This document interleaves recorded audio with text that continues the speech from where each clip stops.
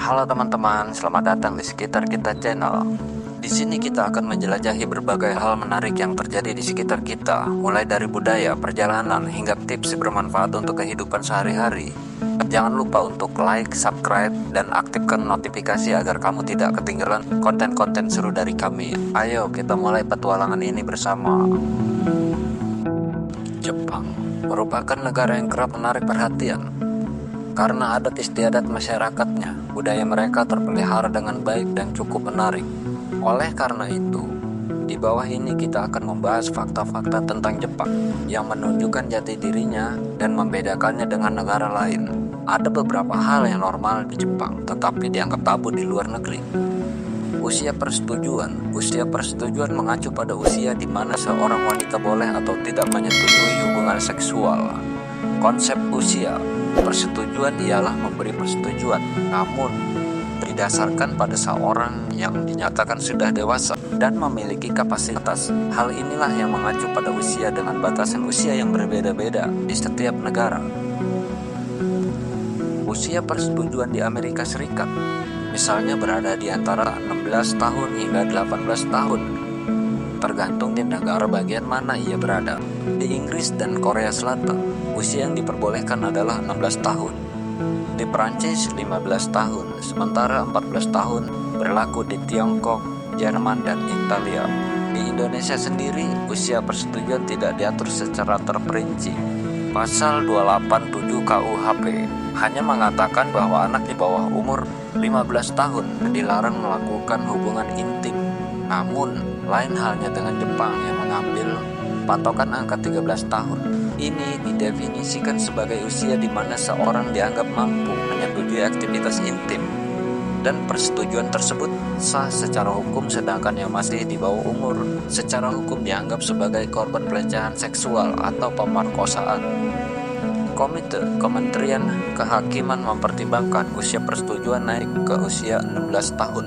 Hanya saja tekanannya juga meningkat setelahnya, terutama anggota Demo Flower yang berpendapat bahwa sikap kuno anggota parlemen telah menyudutkan korban, dan bahwa anak di bawah umur tidak boleh diperlakukan sebagai orang dewasa.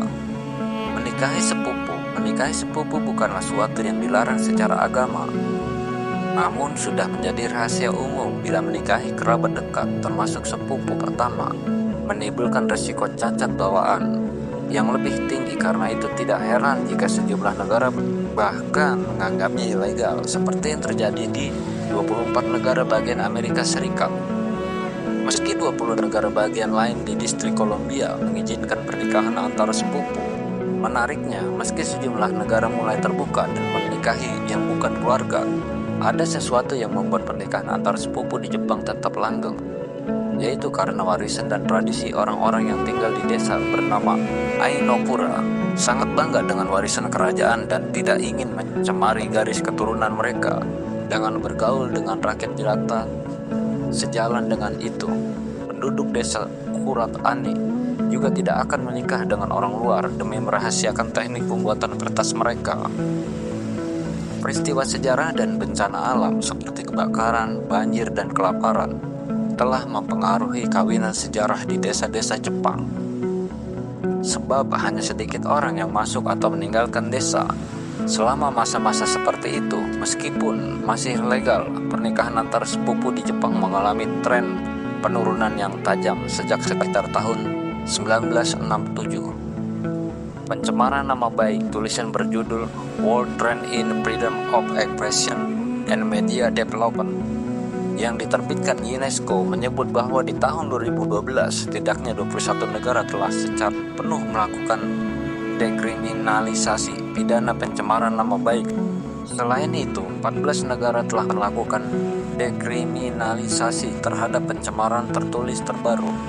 Herlambang Perdana Wiratrahman melalui disertasi di Universitas Leiden, Belanda menyebut pada tahun 2014 sudah ada 50 negara yang menghapus the deformasi atau pencemaran nama baik dalam aturan negaranya. Kepada Tempo, ia mengatakan bahwa PBB bahkan sudah merekomendasikan menghapus aturan pencemaran nama baik dalam aturan sesuatu negara. Lalu bagaimana dengan Jepang? Alih-alih menghapus, Jepang justru memperketat sistemnya pemerintahan Jepang, mengamandemen hukum pidana mereka pada 30 Juni 2022, di mana pelaku penghinaan daring dapat dipenjara maksimal 1 tahun atau didenda 300 yen atau setara dengan 32 juta. Sebagaimana dikutip dari CNN, hukuman ini meningkat ketimbang aturan sebelumnya, di mana aturan lama pelaku hanya bisa dipenjara kurang dari 30 hari dan didenda 10.000 yen atau 1 juta. Sementara itu, untuk penerapan aturan ini sempat menjadi kontroversi.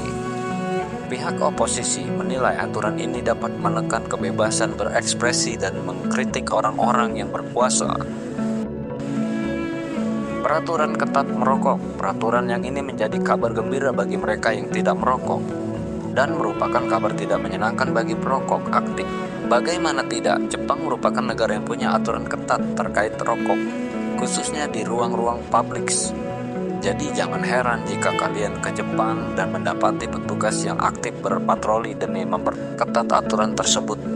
Ini termasuk melarang masyarakat merokok di tempat umum, selepas larangan beserta denda sebesar 500.000 yen atau setara dengan 61 juta. Aturan revisi undang-undang sejak Juli 2018 tersebut secara bertahap mulai Januari 2019 dan diberlakukan penuh mulai 1 April 2020. Banyak sekali daerah umum di Jepang yang sudah aktif melaksanakan larangan tersebut.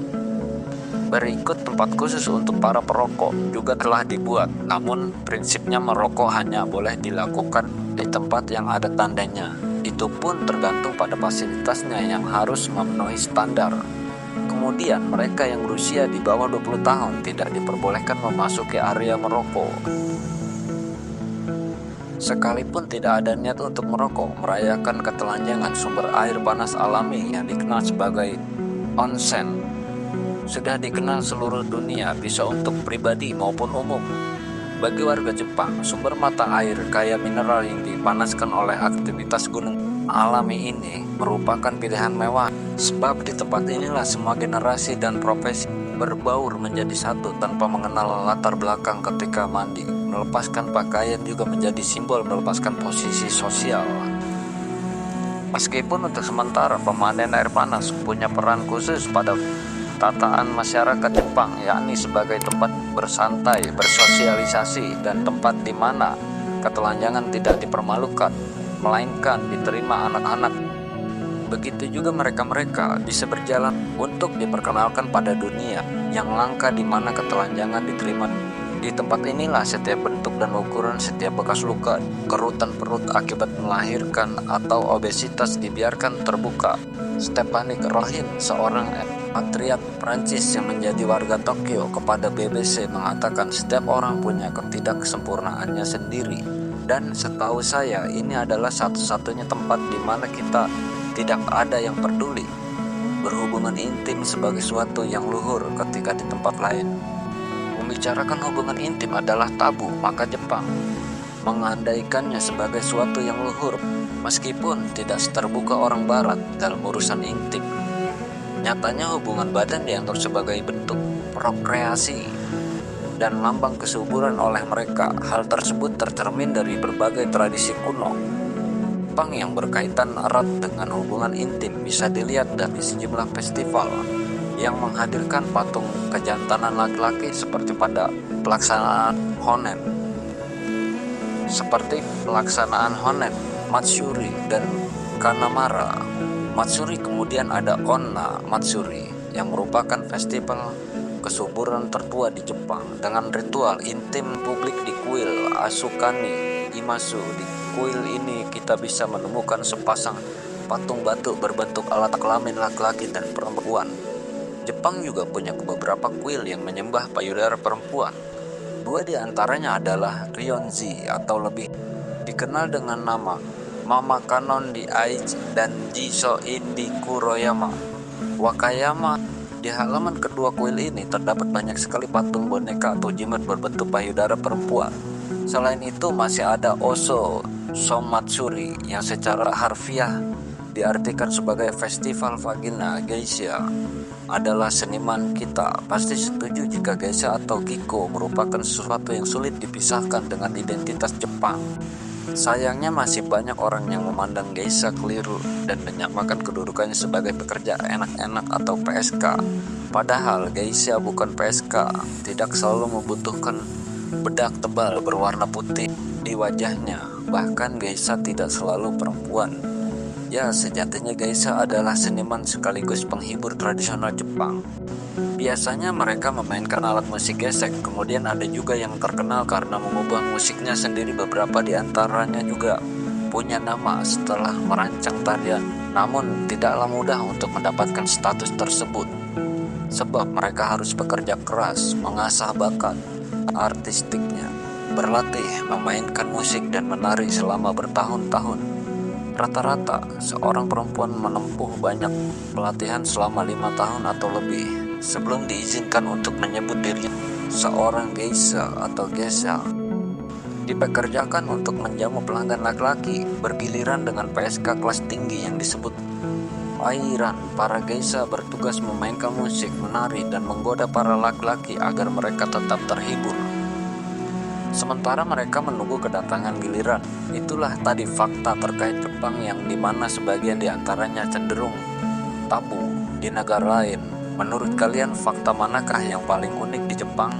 Silahkan tulis di kolom komentar. Terima kasih sudah menonton, sampai ketemu di video selanjutnya.